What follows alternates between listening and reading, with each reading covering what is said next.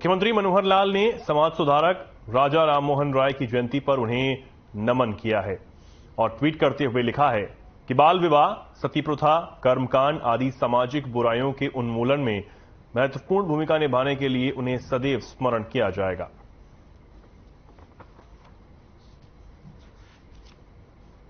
मुख्यमंत्री मनोहर लाल ने समाज सुधारक राजा राममोहन राय की जयंती पर उन्हें नमन करते हुए ट्वीट किया है और लिखा है कि बाल विवाह, सती प्रथा, कर्मकांड आदि सामाजिक बुराइयों के उन्मूलन में महत्वपूर्ण भूमिका निभाने के लिए उन्हें सदैव याद किया जाएगा।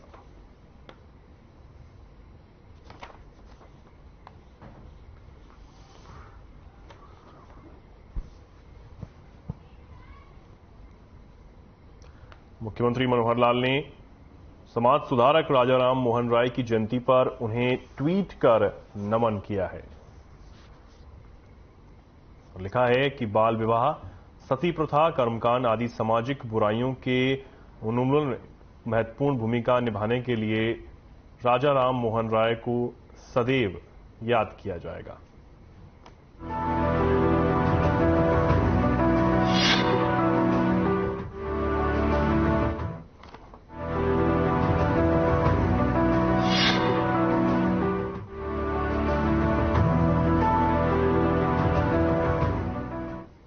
मुख्यमंत्री मनोहर लाल ने शौर्य व स्वाभिमान के प्रतीक महान योद्धा महाराणा प्रताप को उनकी जयंती पर नमन किया और ट्वीट करते हुए लिखा कि महाराणा प्रताप की वीरता, त्याग, पराक्रम और दृढ़ प्रण की गौरव गाथाएं सदा हमें प्रेरित करती रहेंगी।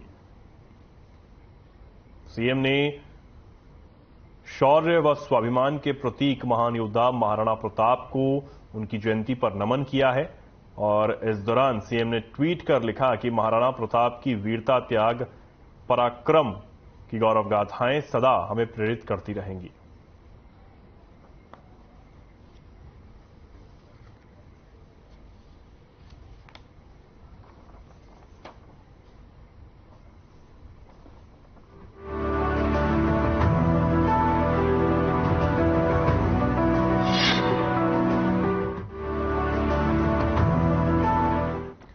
सीएम मनोहर लाल ने जनसंवाद को लेकर कहा कि लोग खुश हैं। वहीं प्रदेश सरकार के कार्यों का बखान करते हुए उन्होंने कहा कि प्रदेश को हर एक तरफ से फायदा हो रहा है। आगे किसानों की बात करते हुए सीएम ने कहा कि किसानों को राहत मिल रही है। वहीं आम लोगों के लिए जिनकी एक बाध्य सालाना इनकम है, उनके लिए भी स्कीम के तहत बिजली बिलों में छूट दी जा रही है।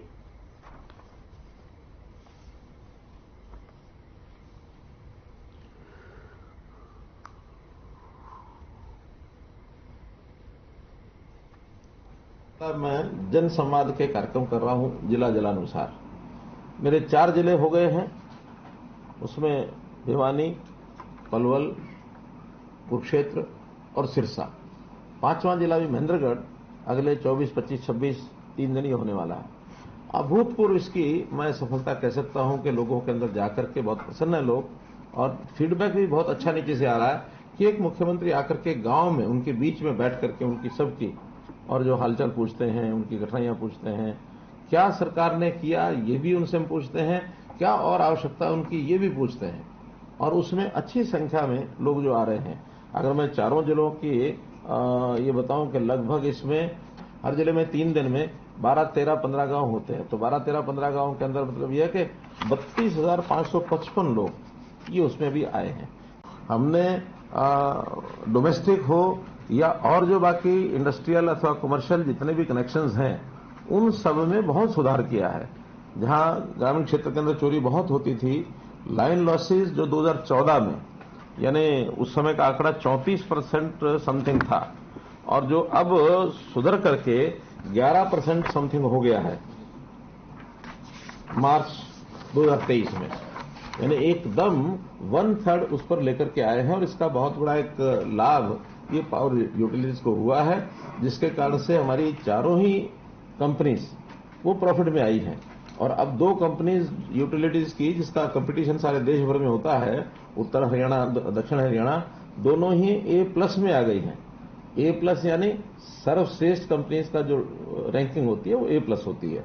गुजरात सबसे अव्वल प्रदेश इसमें माना जाता था, गुजरात भी A+ में है, हम भी A+ में हैं।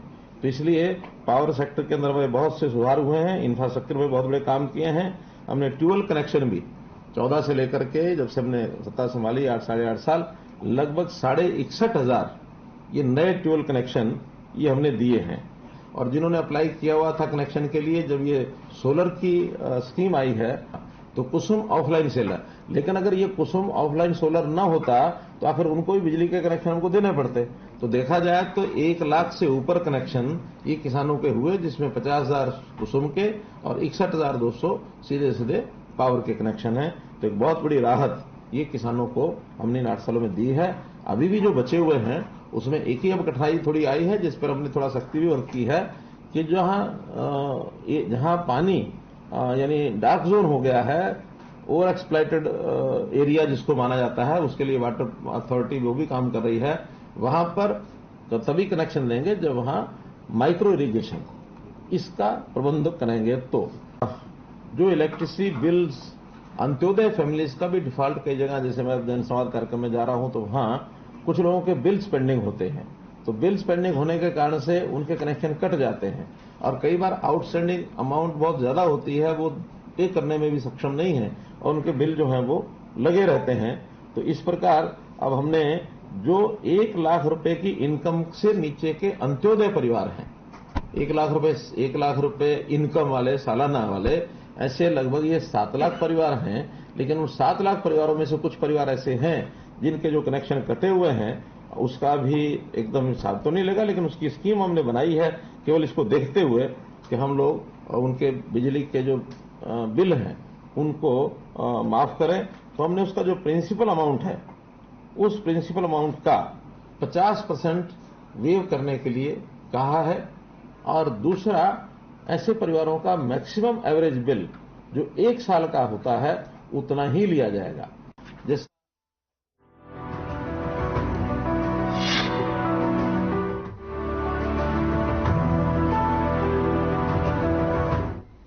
खबर चंडीगढ़ से है, जहां पंजाब पुलिस की एजीटीएफ ने लॉरेंस बिश्नोई गैंग के 4 शूटरों को गिरफ्तार किया है। पुलिस ने गिरफ्तार शूटरों से पिस्टल, 26 जिंदा कारतूस भी बरामद किए हैं। आपको बता दें कि गिरफ्तार किए गए चारों, जिनके नाम अंकित, गोल्डी, विशाल और मंजीत हैं, ये चारों लॉरेंस बिश्नोई के बेहद खास हैं। इन सभी शूटर्स पर पंजाब और हरियाणा में कई आपराधिक मुकदमे भी दर्ज हैं। पुलिस के मुताबिक अंकित और गोल्डी को रायपुर, रानी, पंचकुला से गिरफ्तार किया गया है, जबकि विशाल और मंजीत डेरा बस्ती से गिरफ्तार हुए हैं। इन चारों ही शूटर्स का मकसद विरोधी गैंग को निशाना बनाना था।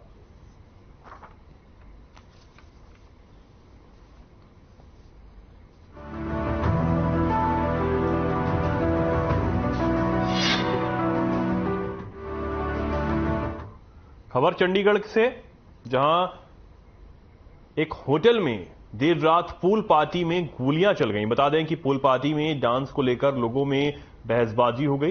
इस दौरान कुछ अज्ञात युवकों ने 4 राउंड फायरिंग कर दी, जिसमें से एक गोली वहां मौजूद करण नाम के युवक के पैर में लगी है। घटना के तुरंत बाद आरोपी युवक मौके से फरार हो गए। फिलहाल पुलिस घटना की जांच में जुटी हुई है।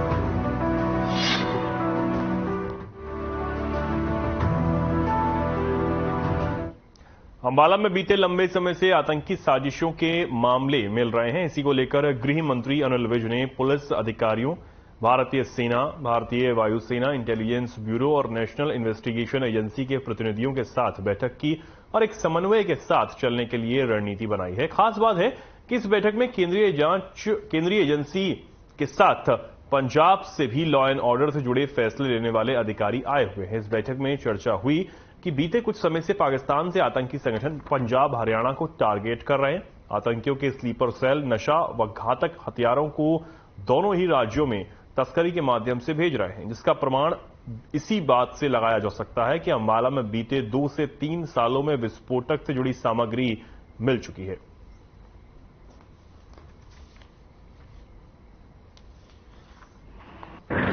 हमने सभी कंसर्न एजेंसी, चाहे वो आर्मी की है, एयरफोर्स की है, केंद्र की एनआईए है, आरपीएफ है, हरियाणा की सारी एजेंसीज ने बैठकर हमने सिक्योरिटी मेजर्स के बारे में विचार किया है कि हम जो किस प्रकार से अपनी स्टेट को भी और अंबाला को भी हम उसके लिए क्या क्या कदम उठाएं।